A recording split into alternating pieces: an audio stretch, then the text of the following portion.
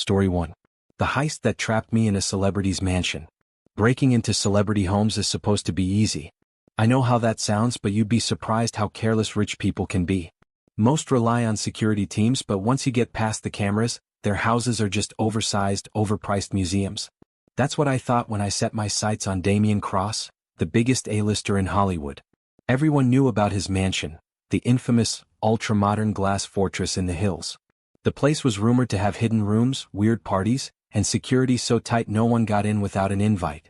I wasn't invited, but I had a plan. I waited for the perfect night. Damien had just flown to Paris for a film premiere. His Instagram stories confirmed he was across the world. His estate? Empty. I scaled the back fence, dodged the motion sensors, and picked the lock on the side entrance. The second I stepped inside, I knew something was off. The air was too still. The temperature was just a little too cold. And the smell. Not cologne, not cleaning products. Something metallic like old pennies. Still I pushed forward. I moved through the house, taking in the ridiculous wealth, gold-trimmed furniture, glass walls overlooking the city, a sculpture that cost more than I'd ever make in my life. I wasn't interested in art though. I wanted cash, jewelry, anything small and valuable. Then I found the door. At the end of the hallway past Damien's trophy room, stood a sleek black door with no handle. It was different from the others, almost hidden like I wasn't supposed to see it. That made me want to open it even more. I searched for a way in and noticed a small fingerprint scanner beside it. No problem, I had a trick for that. A little gelatin mold, copied from the champagne glass he had used at an award show last month. Thank you, obsessive fan forums. I pressed it to the scanner. Click. The door swung open. Inside was a windowless room lined with screens. Dozens of them. And on each one, footage of different places. I frowned. Some of them showed empty hallways in this mansion. Some showed other locations entirely, a diner, a subway station, a hotel room. And then my stomach dropped. Because one screen showed me. Not just me inside this house. Me in my apartment. Me last night asleep in my bed. Me a week ago sitting in my car staring at this mansion from a distance. A cold dread sank into my bones. I wasn't watching Damien Cross. He had been watching me. Then the screens flickered. One by one each camera switched to live feed. The empty hallways of the mansion? Not empty anymore. Shadows moved. Figures stepped forward. And then the lights cut out. A voice crackled through the speakers. Welcome home. The door behind me slammed shut. I ran to it, yanking at the edges, but it wouldn't budge. The air thickened, pressing in on me. I turned back to the screens, but the footage had changed. Now they all showed one thing. Me. Standing right here. Except, my reflection was smiling. The countdown appeared. 60:00. And something knocked on the door. From the inside. Story 2. I broke in for gold, but it wanted my soul. If I had known what was inside that house, I would have never stepped foot in it. But I was desperate. Broke, out of options, and drowning in debt. When my old friend Mark told me about the abandoned mansion on the outskirts of town, I didn't hesitate. The place is loaded, he said. Rich old guy used to live there, but he disappeared. No one claims the property. It's just sitting there, rotting with all his valuables inside. I should have questioned it. I should have known. But the promise of easy money made me reckless. We waited until midnight. The house stood on a hill, shrouded in fog, the windows like black, hollow eyes staring down at us. The air felt heavy, charged with something unseen, but I shook it off. I had picked locks before, but when I touched the front door, it creaked open on its own. Mark and I exchanged a look, but neither of us spoke. We stepped inside. The air smelled stale, like something long dead. A thick layer of dust covered the expensive furniture, the grand staircase, the chandeliers overhead. But the strangest thing? No cobwebs. No insects. No signs of life at all. This is too easy, Mark whispered, grinning as he pulled out his bag. Let's clean this place out. He went for the silverware. I headed for the study, where I had spotted a massive safe behind an old bookshelf. As I started cracking the lock, a whisper brushed against my ear. You shouldn't be here. I spun around, heart hammering. The room was empty. Mark? My voice wavered. No answer.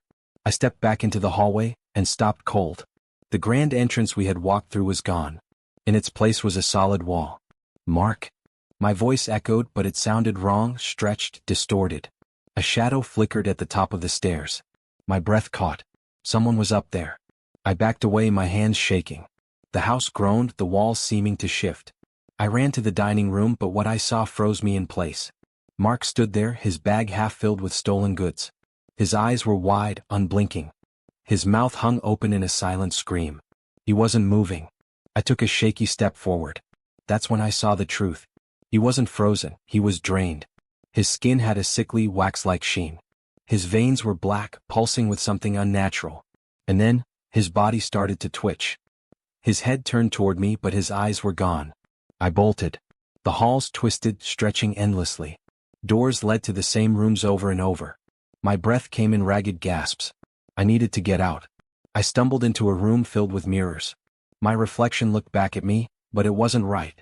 The eyes were too dark. The mouth too wide. Then it smiled. "You came to take," it whispered. "Now you will give." A cold hand clamped over my shoulder. I screamed. Darkness swallowed me whole. I woke up outside, lying in the dirt. The mansion was gone. But something was wrong. I turned my phone on, checking the screen's reflection. My eyes weren't mine anymore. Story 3. I broke into a billionaire's house. Now I'm trapped in his game. I should have never taken the job. If I had known what I was walking into, I would have turned around and run.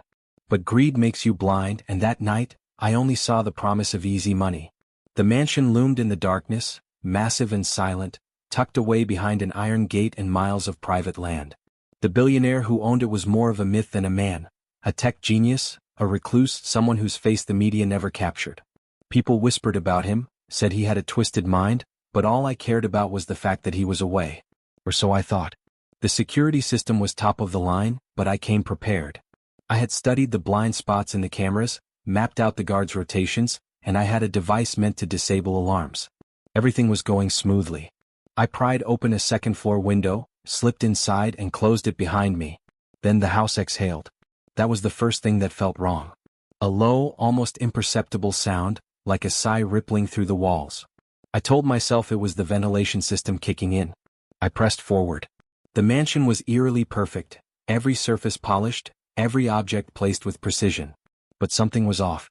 It felt unlived in. No personal items. No stray belongings. Just a collection of expensive things arranged like a museum display. I found the study where the safe was hidden. My fingers tingled as I got to work. This was the easy part.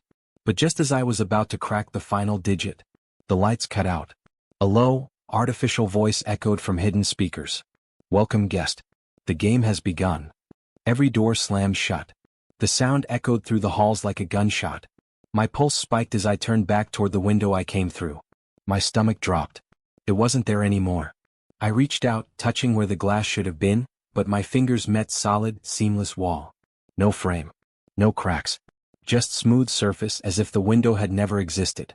The voice returned, calm and amused. "You like taking things that aren't yours. Let's see how well you can keep what matters most." A countdown appeared on a massive screen that slid down from the ceiling. 60:00. My breath hitched. I turned and ran. The mansion had changed.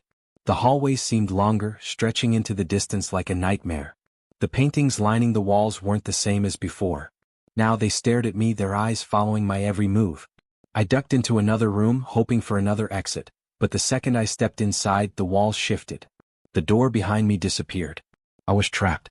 50:27. A laugh echoed through the air. It wasn't coming from the speakers. I spun around, searching the room. It was a grand dining hall, the table set for a feast that no one had touched. The food looked fresh, steaming as if it had just been prepared. But something about it was wrong. The meat was too red. The fruit glistened like wax. The wine smelled metallic. And then the chair scraped back, as if someone or something was sitting down. I bolted. I ran through corridor after corridor, but each one led me in circles. Doors no longer connected to the right rooms. Staircases twisted impossibly, leading up and then back down to the same floor. It was like the house itself was playing with me. 30:12. That's when I heard the footsteps. Slow. Deliberate. Not mine. I turned a corner and froze. A figure stood at the end of the hall. Tall. Unnaturally thin. Its head tilted at an unnatural angle, and though I couldn't see its eyes, I knew it was looking at me. "You should run," the voice whispered. This time it wasn't through the speakers. It was right behind me. I ran faster than I ever had in my life, dodging as doors slammed inches from my face, walls shifted, and the air itself grew thick, making it harder to breathe. My legs burned. My vision blurred. I needed to find a way out. 10:05. I stumbled into what looked like a control room. Screens lined the walls, showing live footage of different parts of the mansion, and then I saw it. My apartment. The feed flickered, but I could make out my front door. My living room. My bedroom. And then, a shadow moved across the screen. Someone was inside my home. My breath came in short, ragged gasps. This wasn't just about the mansion. This game, it reached beyond these walls. The voice spoke one last time. Congratulations, you've played well. The game doesn't end here. We'll be seeing you very soon. The countdown hit midnight. The room plunged into darkness. And then, I woke up. I was back at the entrance of the mansion. The screen in front of me lit up again. Round 2.